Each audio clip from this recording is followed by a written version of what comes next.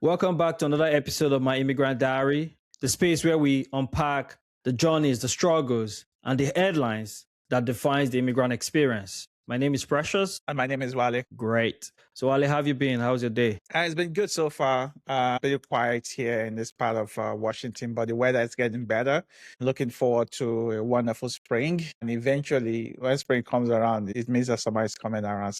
Yeah. Yeah, I like it. I like the spring. It's a bit warmer now. It's cool some days, warm some days. So I want to enjoy every bit of it until, we get to summer.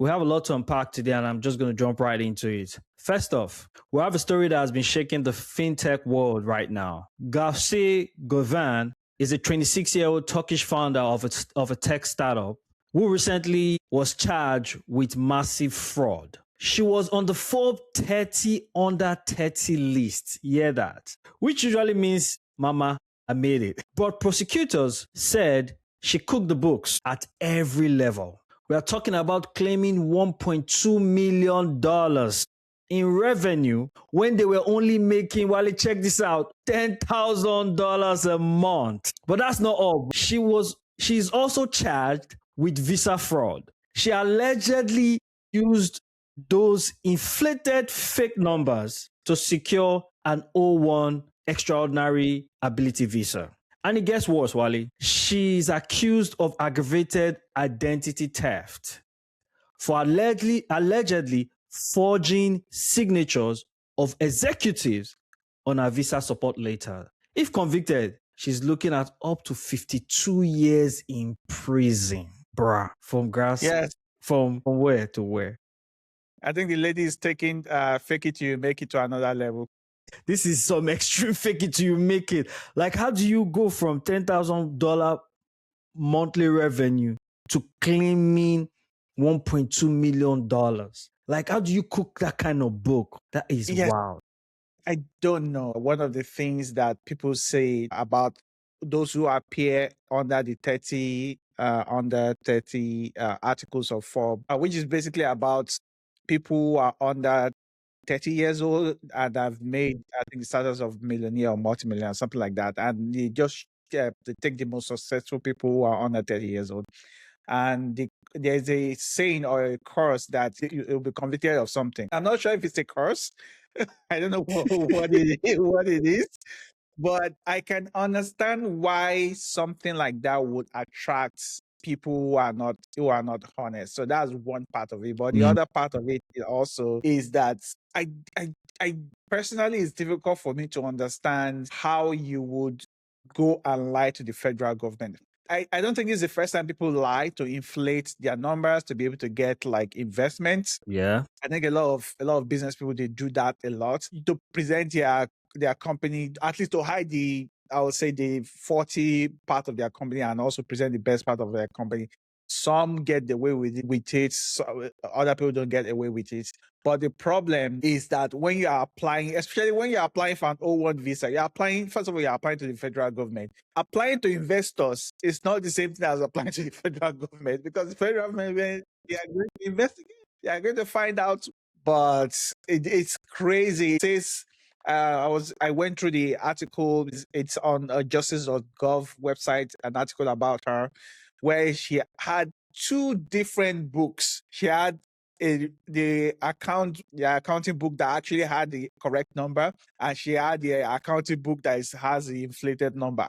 How she manages to keep those two different books, I don't know. But it just goes to show that there's a lot of people that are desperate to pretend like they have something that works and it doesn't work. Yeah, Wally, and it's the wild thing about situations like this is like a lie on top of lie, right? Because as soon as someone cooks a book like that, puts it out there, you can't take it back. Investors have it, probably passing it around to one another, trying to show that this is good, this is a good investment, or trying to pitch it to themselves, and you can't pull it back. And so it's just a lie on top of another lie, and just keep going with it. And you cannot at that point come out to say you do not qualify for that visa category when you're already an extraordinary business person. You get? So you cannot go and present a number that the US government will not accept. Because if they don't accept that number, investors will lose confidence and they will ask questions. So a lie on top of another lie. So she's gonna continue that. And in doing that, you need your board of directors to sign off on it, right? To kind of approve or provide support later for the documentation for the visa approval. Okay, another lie on top a lie. And so it just gets worse and downhill from there. And now she's, gonna go to jail for a really, really long time. It's quite unfortunate, it's quite sad, and it kind of just, affects the ecosystem of, inventors and of tech startup founders, because it affects the ecosystem, affects confidence of investors, and you begin to wonder whether numbers being presented at tech meetup at founders meeting, whether these numbers are actually real and true. So it's just the impact that it goes beyond just what she did, but also the impact is real. Yeah, for someone like I think it's going to be difficult for investors to be able to tell, because she actually does have the pedigree. She has a rich history of working in tech. Of course. And she has worked with, some big names out there. And now that she's starting something on her own, she has the background to back up what she's claiming. And people can easily go and confirm that background. That would be the challenge for that would be challenging for the investors, especially someone who kind of knows what they're doing. You know that they know what they're doing, but like when you combine intelligence with dishonesty, it's a really bad. It's easy to deceive people when you have those two. You have intelligence, you have access, you already have those things on hand already. But people don't know that you're a dishonest person. So it's difficult for everyone to be able to tell. The surprising thing for me also, how do you, yes, I know that, yes, she's been building up all these multiple lies, and, she thought that she couldn't stop. Did she think she was going to get away with forging people's signatures to go and apply to the federal government? That one doesn't make sense to me.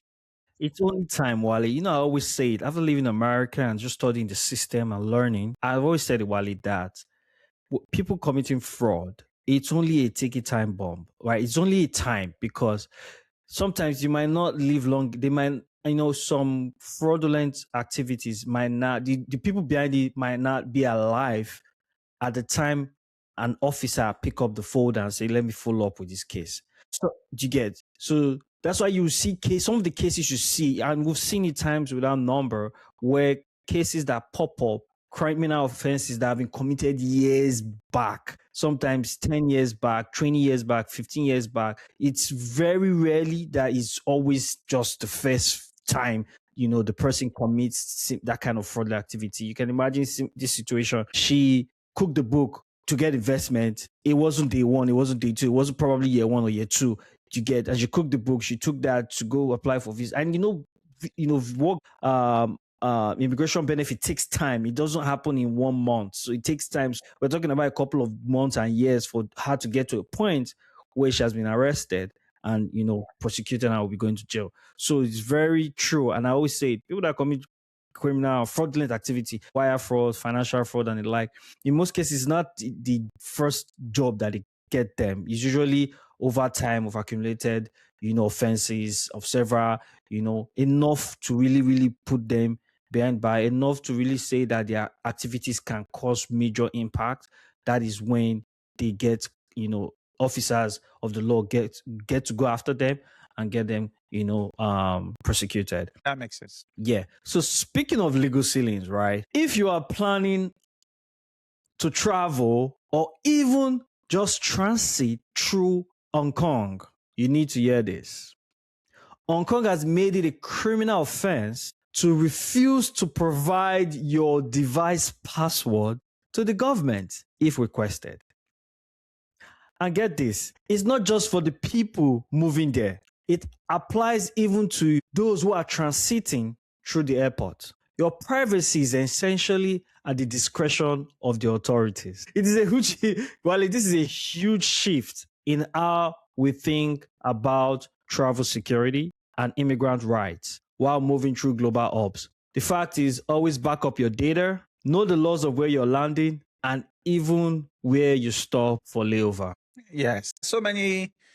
There are so many countries where we just take what we have, what we enjoy in the United States for granted. Like we don't even think about Honestly.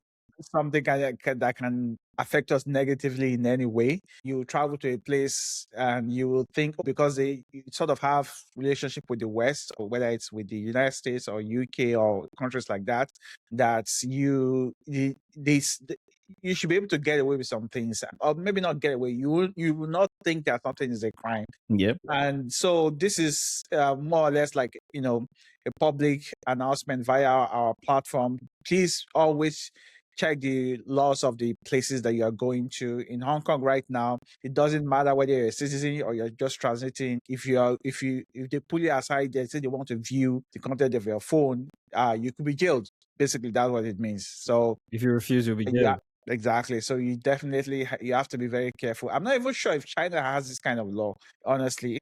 No, I don't know about that. I think they have some similar. China is very restrictive, but But they don't. I've not heard of a situation where they actually investigate like people who are just transiting or into their country. They are accessing their private phones. So for me, it's one of the few countries in Asia that actually does this, as far as I know. But there are many countries in Asia where you can't even take certain medications. I heard that in Japan, Tylenol is banned. If Tylenol, I'll just go over the counter and just order and just use it. Take for if I'm having headaches or something like that here. But definitely, you could get jailed in Japan for something like that. So we all have to be careful about the things that we can or cannot do. I will leave a link below. I'm pretty sure. Always go to the U.S. government websites, especially the consulate. This consulate in the local country that you might be transiting through or you are going to, and they will have like more information about things that you should be aware of when you're visiting places that have different laws compared to the United States. All right, Wally, thank you for sharing that. We often think that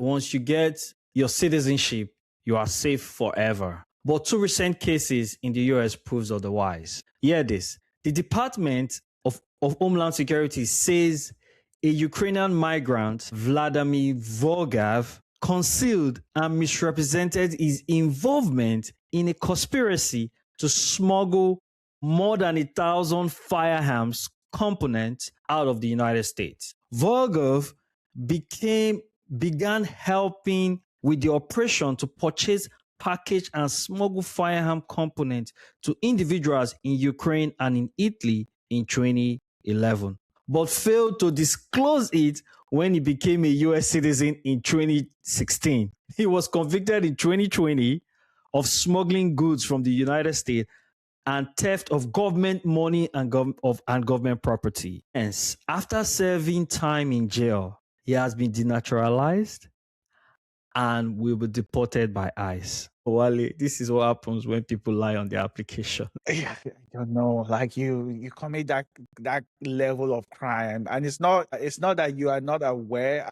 I can't even say that. You can't say you are not aware that you've committed that level of crime or you are being investigated, honestly. And then I'm thinking to what end is the goal of is trying to sell arms to folks in Ukraine. And this was 2011. I'm not sure if there's any conflict in Italy or Ukraine at the time, as far as I'm aware. There's no conflict of that magnitude, like the war in Ukraine. No. Because I know what was it? There was an incident where a region that Russia captured. That was in 2014. That was not in 2011. No, that has nothing to do with Italy. Yeah, that has nothing to do with Italy. Yeah. So I'm just thinking, what was the conflict that was happening that this guy felt like he had to try to get weapons and ammunition to people over there. That's what I was just thinking.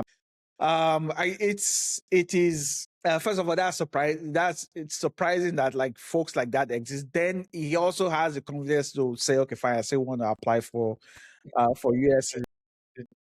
Another denaturalization case, right? A Florida resident's citizenship was revoked after she admitted to conspiring to commit healthcare fraud in 2019.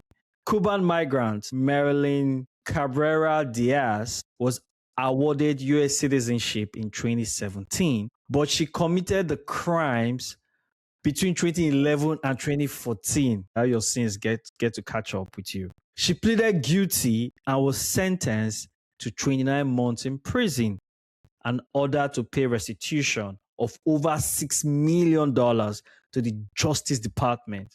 And finally, she will be deported and has been denaturalized. Yeah, I guess this might not be as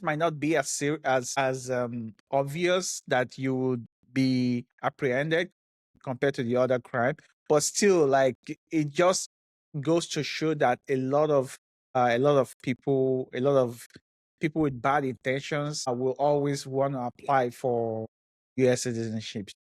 I'm happy that folks like this are being arrested. Like, if you've committed these kinds of crime, then yes, you should be denaturalized. I'm really happy about that. But what do you think?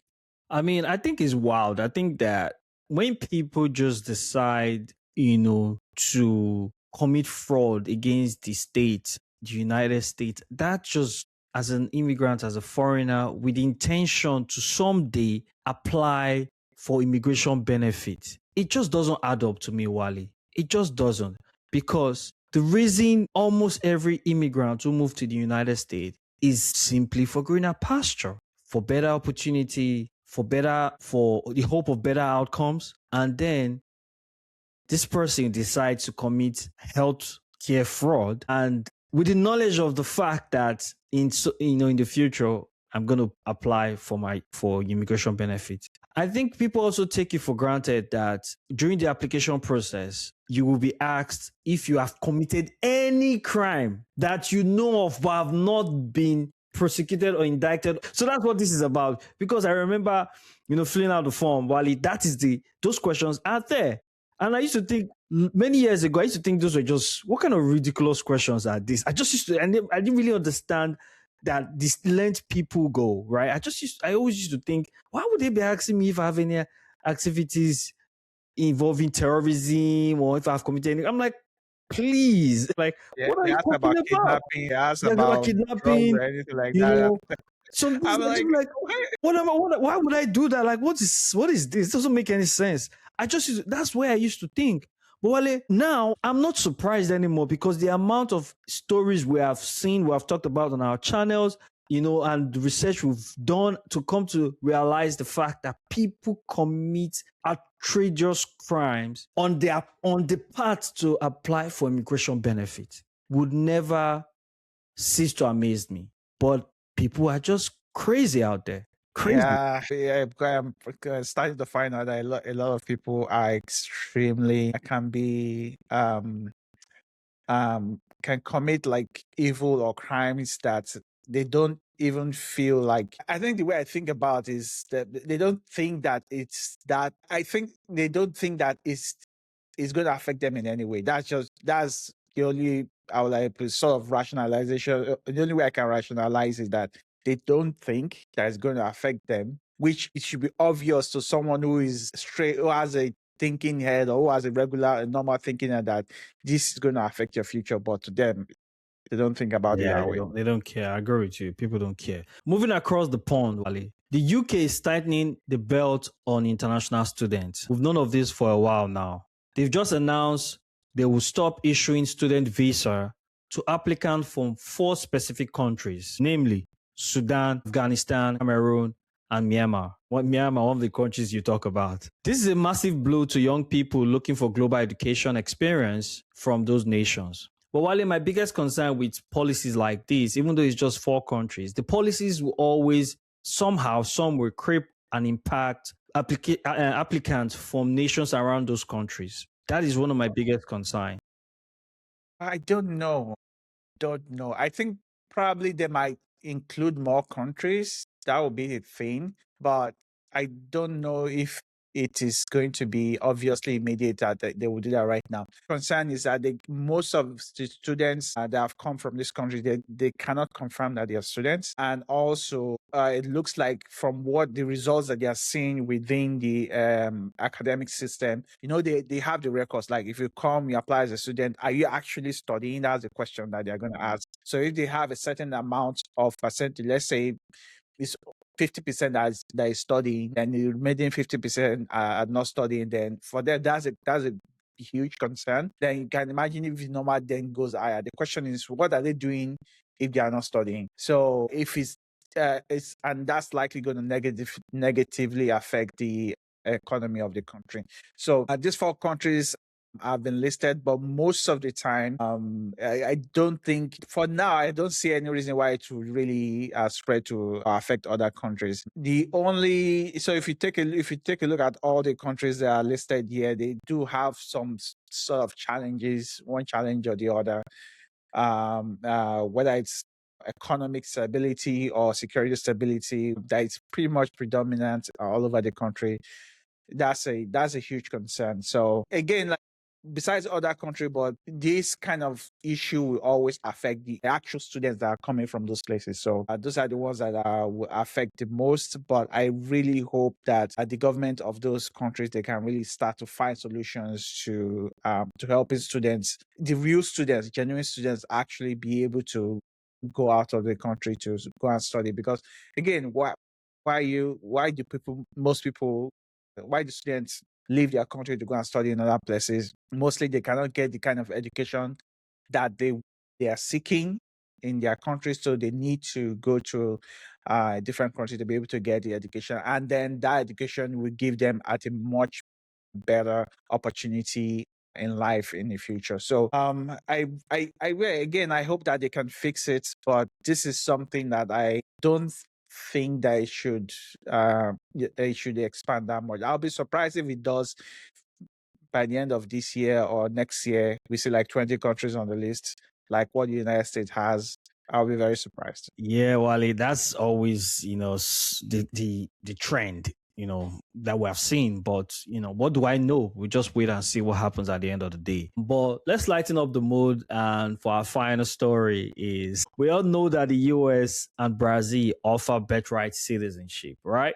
But here are 10 countries that offer citizenship by birth. I'll start the countdown. Number 1, Mexico. Canada. 3, Argentina. 4, Uruguay. 5, Chile. 6, Jamaica. 7, Barbados. 8, St. Lucia. 9, Antigua and Barbuda. And 10, St. Vincent and the Grenadines. Those are 10 countries that offer birthright citizenship beside the US and Brazil.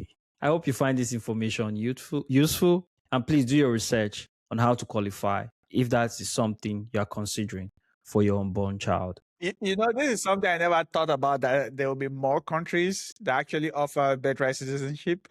Honestly, Wally, I didn't know all this. I didn't know these countries besides US, Canada, and maybe Brazil and Argentina. I didn't know all I the didn't other even think countries. about Brazil. It's always US, Canada that you hear about. No, because we don't consider going to have we don't consider the benefit of having our kids in those countries, right? We have never, where we're from is not on our roadmap on majority of the people who desire to go have kids with the benefit of dual citizenship.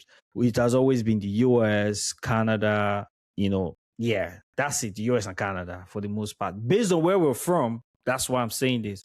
There are people from other parts of the world who would consider some of these countries, especially for other reasons like language. Do you get? Because Canada, language is a big thing.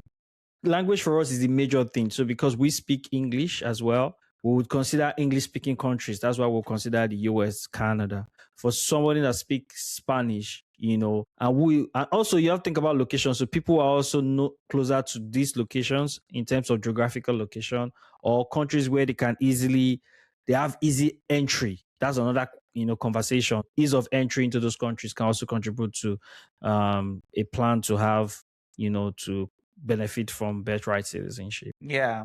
So historically, people go to countries where they have some sort of relationship also, whether it's family, whether it's friends. Usually they go to those countries to have their kids there. So if you are looking to for other options beside the US and Brazil, there are many other countries that you can have your kid at, and probably the medical expenses will probably be much less than a place like the United States.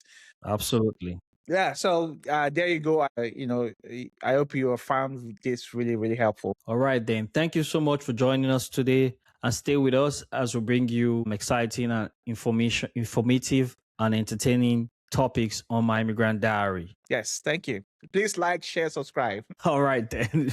Bye now. I was waiting for you to say that. Okay.